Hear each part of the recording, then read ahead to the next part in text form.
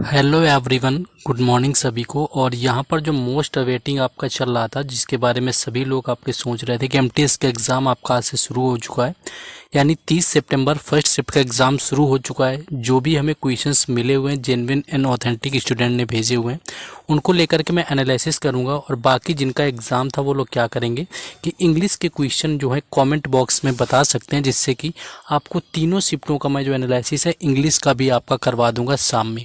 तो इंग्लिश के भी क्वेश्चन बताने, बाकी एक से दो क्वेश्चन अगर गलत हो जाते हैं तो जिनका एग्जाम था वो लोग जरूर यहाँ पर बता देंगे, क्योंकि कई जगह से क्वेश्चन के सोर्सेस होते हैं तो थोड़ा सा डिफरेंस यहाँ पर देखने को मिल जाता है। तो बिना टाइम वेस्ट के शुरुआत कर लेते हैं। पहला क्वेश्चन था कि आईपीएल में बेंगलुरु की महिला विजेता कैप्टन कौन थी। तो देखिए, जो रॉयल चैलेंजर्स बेंगलुरु की तरफ से खेल रही थी और जिन्होंने जीता था वो थी स्मृति मंदाना। ये क्वेश्चन पूछा गया था। तो आईपीएल अब आपको क्या देखना है, पुरुष के भी देख लेना है आईपीएल, जैसे कि अभी 2024 का आईपीएल हुआ है। इसमें क्या, इसमें जो विजेता टीम रही है वो केकेआर यानी कि कोलकाता इसकी विजेता टीम थी 2024 की। और हार कौन गई थी, तो हैदराबाद। तो अब देख लेना है, बाकी मैं खुद करवाते हुए चलूँगा मोस्टली, तो ये याद रखना। नेक्स्ट आगे बढ़ेंगे, लेकिन उससे पहले मैं आपको बता दूं कि जो लोग टेक्स्ट बुक का पास प्रो लेना चाहते हैं तो आज लास्ट डे है, इसका सेल का लास्ट डे आज सेल है। 28 से 30 सितंबर चल रही थी। आज 30 सितंबर, अगर आज अभी तक आपने नहीं लिया हुआ है तो मेरा कूपन कोड राज10 यूज करिए, जिसमें आपको 12% के डिस्काउंट के साथ में 395 में जो है आपको पूरे एक साल के लिए टेक्स्ट बुक का पास प्रो मिल जाता है। फिर किसी भी एग्ज़ाम की तैयारी करते हैं आपको उस एग्ज़ाम के मॉक टेस्ट, साथ ही साथ आपको प्रीवियस ईयर पेपर भी देखने को मिलते हैं। परचेज करने का मैंने लिंक डिस्क्रिप्शन में दे दिया है, उसके साथ साथ कमेंट बॉक्स में भी पिन कर दिया है, जाइए परचेज करिए। और क्योंकि इससे सस्ता आपको फिर से टेक्स्ट बुक का पास प्रो नहीं मिलने वाला है, तो कूपन कोड यूज़ करना ना भूलें। 395 में आज लास्ट डे है इस सेल का। नेक्स्ट अगला क्वेश्चन देखेंगे।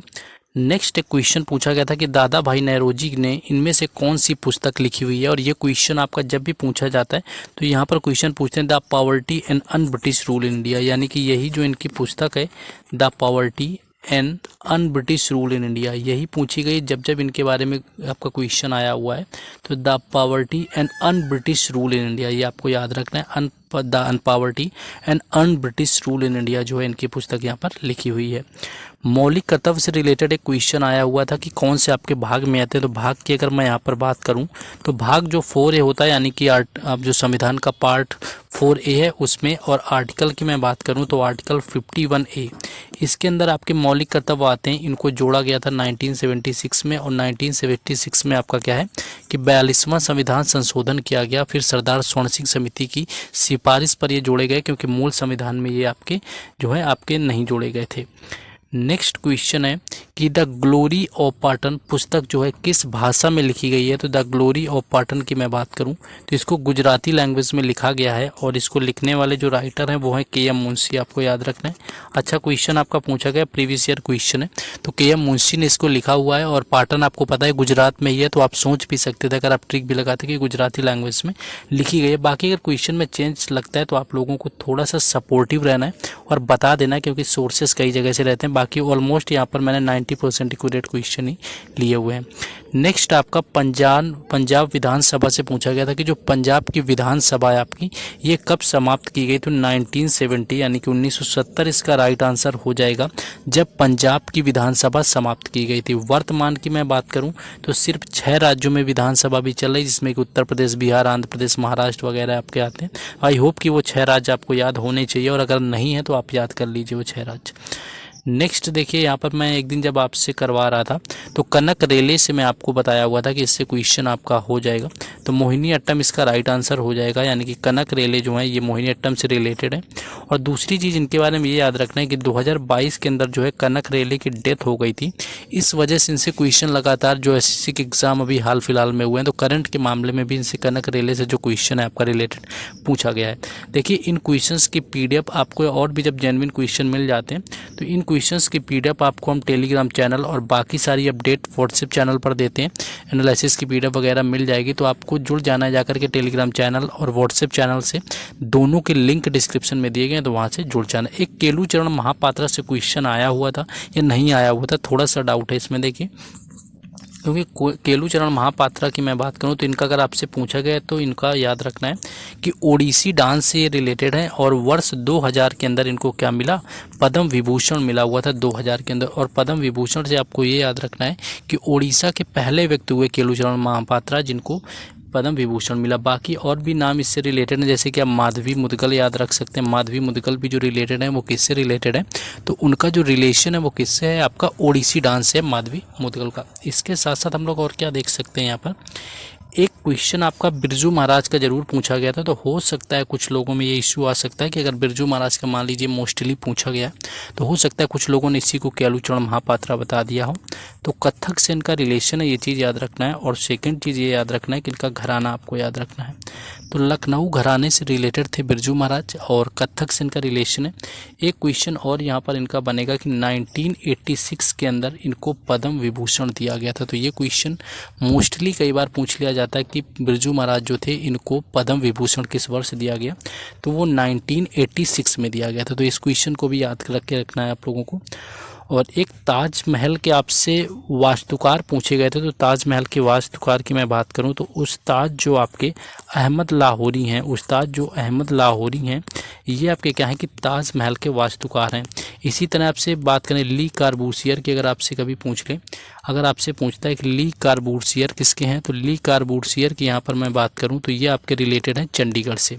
एडविंस लुटियन की मैं बात करूं तो एडविंस जो आपके लुटियंस हैं ये आपके दिल्ली के वास्तुकार हैं जिन्होंने पार्लियामेंट डिज़ाइन किया हुआ है और इंडिया गेट वगैरह भी डिज़ाइन किया हुआ है। तो इनका याद रखना है।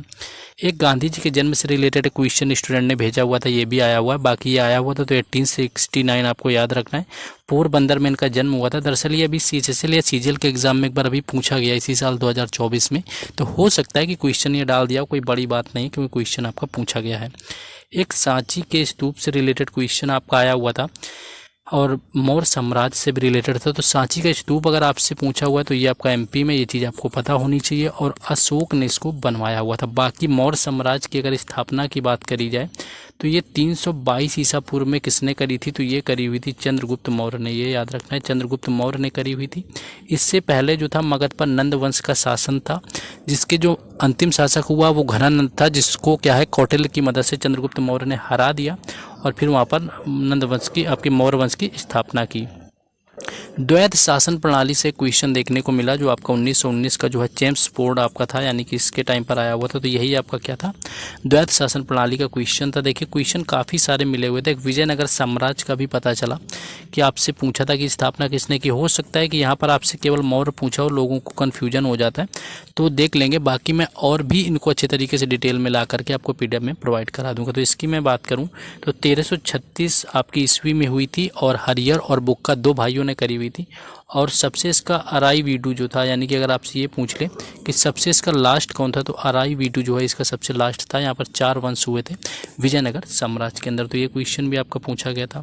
हाँ, एक क्वेश्चन आपका था कि टमाटर और ये का रंग और किसके कारण आपका होता है, ये पूछा गया था। तो टमाटर आपका होता है लाइकोपिन।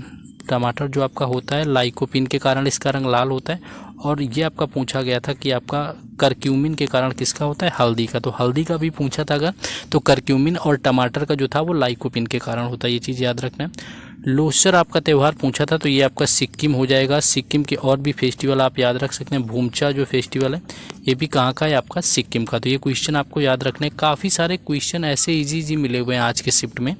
बाकी इंग्लिश का भी मैं एनालिसिस तीनों शिफ्टों का एक साथ लेकर के आऊँगा। तो आपको क्या करना है, तीनों शिफ्टों के इंग्लिश के क्वेश्चन कॉमेंट बॉक्स में बताने जिनका एग्जाम रहा हुआ है। सोडियम बाइकार्बोनेट का फॉर्मूला आपसे पूछा गया था जो कि आपका NaSCO3 होता है। ये आपका सोडियम बाइकार्बोनेट है।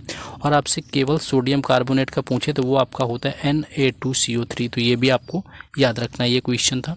हाँ, पूंजीगत वास्तु के उदाहरण, जो वस्तु के उदाहरण वगैरह पूछे गए थे, तो जो आपका भवन होता है, वाहन होती हैं, मशीनरी होती है, ये सारे किसके होते हैं, पूंजीगत जो होता है वस्तु के उदाहरण होते हैं। एक क्वेश्चन सबसे कम साक्षरता वाला आपका राज्य पूछा गया था। तो सबसे कम साक्षर जो राज्य है वो आपका बिहार होता है। इसके बाद आपका अरुणाचल प्रदेश आ जाता है और उसके बाद आपका आता है राजस्थान। ये आपको याद रखना है। ये 3 राज्य हैं आपके जो कि आते हैं। और डांडिया भी डांस बाद में एक स्टूडेंट ने भेजा तो ये आपका गुजरात का है। इसके साथ साथ आपको गरबा भी याद रख लेना है और टिप्पाणी वगैरह भी याद रख लेंगे। तो ऑलमोस्ट यही क्वेश्चन थे जो आज के शिफ्ट में मिल पाए थे, जिनका एग्ज़ाम था आज के शिफ्ट में वो लोग क्या करेंगे और भी कंफर्म करके क्वेश्चन जीके के बता देंगे, ताकि आपको जब टेलीग्राम चैनल वगैरह में पीडीएफ मिले बिल्कुल ऑथेंटिक और भी दे सकें। और इंग्लिश के क्वेश्चन ज़रूर बताते हुए सभी को चलना है कि इससे क्या होगा कि आपको शाम में मैं तीनों शिफ्टों का इंग्लिश का भी एनालिसिस करवा दूंगा। बाकी वीडियो को लाइक करें, शेयर करें, ज़्यादा से ज़्यादा डू सब्सक्राइब द चैनल, क्योंकि जैसा मैंने सीजीएल में करवाया हुआ है हर शिफ्ट का एनालिसिस, वैसे ही मैं क्या है इसमें भी आपको करवाने वाला हूँ। मिलते हैं नेक्स्ट वीडियो में। जय हिंद।